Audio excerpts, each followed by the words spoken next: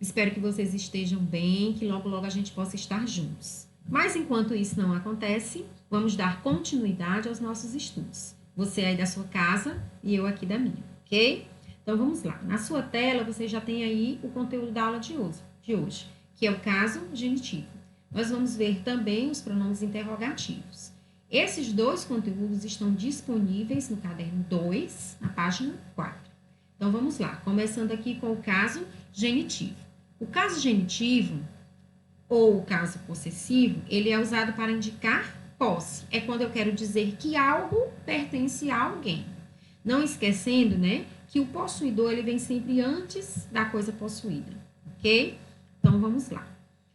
Não esqueçam, gente, que quando eu falo de caso genitivo, de caso possessivo, eu estou falando disso aqui, ó, eu estou circulando. Nós vamos utilizar apóstrofo e S para indicar essa posse, ou somente o apóstrofo. Vamos começar aqui com a primeira regra. Então, apenas colocamos o apóstrofo mais S após nomes próprios. Então, exemplo. Peter new car, o carro novo de Peter. Então, aqui eu tenho um nome próprio, portanto, eu vou utilizar apóstrofo e S. A segunda regra diz o seguinte: após substantivos comuns no singular, nós também vamos acrescentar apóstrofo e S. The teacher computer, o computador do professor. Então, nós temos aqui, ó, teacher, um substantivo comum, portanto, nós vamos acrescentar apóstrofo e S. Após substantivos plurais não terminados em S, também se acrescenta apóstrofo e S. Esses plurais irregulares, esses substantivos plurais que ele está falando aqui, são aqueles plurais irregulares, que nós já estudamos lá no plural do substantivo. São palavras que são chamadas de irregular porque ela não segue a regra geral, a regra de acrescentar o S. Ele tem a sua forma própria. Exemplo, nós temos aqui, the man room, o quarto dos homens. Então, aqui nós temos um substantivo no plural não terminado em S e nós acrescentamos apóstrofo e S. The people clothes, as roupas das pessoas. Então, também, people está no plural, vamos acrescentar apóstrofo e S, ok? Quando há dois possuidores para o mesmo objeto possuído, apenas acrescentamos apóstrofo e S ao segundo possuidor. Exemplo, Charles and Fabiana old house. Então, a casa velha de Charles e de Fabiana. Então, nós temos dois possuidores e somente uma coisa possuída. Então, nesse caso, somente o segundo possuidor, no caso Fabiana, vai receber apóstrofo S. Agora, quando há dois possuidores e duas coisas diferentes possuídas, o apóstrofo mais S deve ficar em cada possuidor, para indicar quem pertence cada objeto. Exemplo, husband and wife things, as coisas do marido e as coisas da esposa. Então, aqui nós temos dois possuidores e duas coisas diferentes possuídas. Então, os dois possuidores vão receber o apóstrofo, mais esse. Quando o substantivo for composto, usamos apóstrofo e S apenas na segunda palavra. Exemplo, my mother-in-law farm. Então, nós temos aqui a fazenda da minha sogra. Então, essa segunda palavra aqui vai receber apóstrofo e S. Somente a segunda palavra vai receber apóstrofo e S. Agora, aqui muda totalmente a regra. Se o possuidor estiver no plural, terminado em S, acrescentamos somente o apóstrofo no final da palavra, do substantivo. Exemplo, the girl teacher, o professor das garotas. Então, nós temos um substantivo comum aqui, terminado em S, no plural. Então, nós vamos acrescentar somente o apóstrofo. Ok? Não esquecendo, gente, que a posição desse apóstrofo tem que ser no final da palavra, não pode ser encaixado aqui, ok?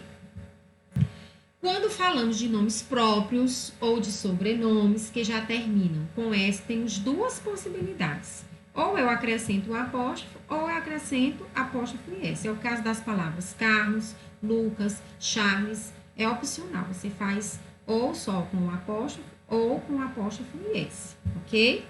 E com isso nós finalizamos o caso genitivos e vamos dar início às question words. O que são as question words? São perguntas específicas, né? Essas palavras são utilizadas em frases interrogativas para fazer perguntas. E essas perguntas, elas são específicas, como, por exemplo, qual o seu nome, quem você é, quando você nasceu, quando é seu aniversário, onde você mora, por que você está chorando, e assim por diante, certo? E ela vem posicionada sempre no início da frase. Essa é a posição exata desses pronomes interrogativos. Vamos começar com o pronome what, que significa o que e qual. Então, para esse pronome, nós temos uma frase muito utilizada, né? What's your name? Qual é o seu nome? Nós também podemos perguntar, what's your favorite food? Qual a sua comida favorita? Não é isso? Próximo pronome diz o seguinte, who. O pronome who significa quem. Ele é utilizado referindo-se à pessoa. Por exemplo, quando eu quero perguntar, quem é você? Who are you? Quem é você? Eu utilizo o pronome who. Agora, o pronome whose, ele é muito utilizado lá no caso possessivo. Por quê? Porque ele traz essa ideia de posse. É quando eu quero saber a quem pertence um determinado objeto. Nessa frase, por exemplo, who car that in front of the house? É de quem é o carro, aquele carro que está na frente da casa. Então, eu quero saber a quem pertence, né? De quem é ele, o carro. Por isso, nós usamos o pronome whose, que quer dizer de quem é. Né? Ele também pode ser traduzido como cujo e cuja, tá? Mas nesse contexto aqui, é para eu saber a quem pertence um objeto. O pronome when, que significa quando, ele é utilizado para eu saber quando a ação aconteceu, mas ela não está relacionada ao uso de what time, tá? Porque o what time é mais relacionado à hora, certo? O when é relacionado a período do dia, por exemplo. Quando você estuda? Pela manhã, à tarde, à noite? Quando você acorda? Cedo, tarde? Quando é seu aniversário? Em abril, em fevereiro? Então, o when é para eu saber quando é que a ação acontece. Por exemplo, nós temos a frase when is your birthday? Quando é o seu aniversário? Ok? É nesse contexto que ele se encaixa. Agora, nós vamos para o pronome where, que significa onde, está relacionado a lugar. Exemplo, where do you work? Onde você trabalha? Então, eu quero saber a localização, o lugar onde você trabalha. Where is book? Where is my book? Onde está meu livro? O meu livro está debaixo da cadeira. O meu livro está atrás da mesa. Então, eu quero saber a localização que ele se encontra, ok? Próximo. How. O how significa como. Esse how ele é utilizado de diversas formas. Eu posso perguntar como você se desloca de um lugar para outro, como você está, que é uma das perguntas mais comuns, né? Mais comum que eu utilizo usando o pronome how. Por exemplo, how are you? Como vai você? Que eu posso responder I am fine, I am okay, I am happy, né? Eu estou bem, eu estou feliz. Então, é nesse contexto que ele se encaixa. Ele também pode ser utilizado para esse tipo de pergunta aqui. How old are you? Quantos anos você tem? Também é muito comum utilizar nesse contexto. E eu também posso utilizar quando eu quero saber o valor de um objeto. Agora, cuidado. Se eu perguntar how much is this, eu quero saber o valor de um único objeto. E se eu colocar how many are these, eu quero saber o valor de vários objetos. Então, how much para o singular e how many para o plural, ok? Why. O why é o porquê de pergunta, e geralmente eu vou ter o because, que é o porquê de resposta. Nessa pergunta, por exemplo, why are you crying? Por que você está chorando? Né? Então, você vai responder because e dizer o motivo pelo qual você está chorando. Was. O was é muito parecido com o pronome what. Ele significa o que, qual, né? Mas a diferença básica entre o uso de was e what é porque quando eu pergunto com was, eu pergunto e eu te dou opções de resposta. Por exemplo, what car do you prefer? Que carro você prefere? Uma Ford ou um Honda?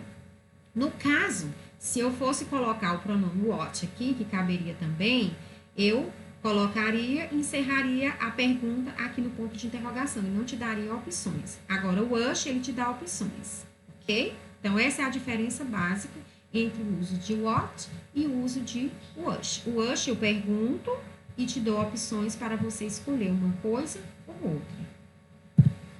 E assim a gente finaliza a nossa primeira aula. Aqui no último slide você pode observar a atividade proposta, né, as páginas 2 a página 11 do caderno 2. Página 2 a 11 do caderno 2. Pessoal, eu vou estar agendando no grupo WhatsApp uma aula online para que nós possamos fazer essa correção, ok? Então, fiquem bem.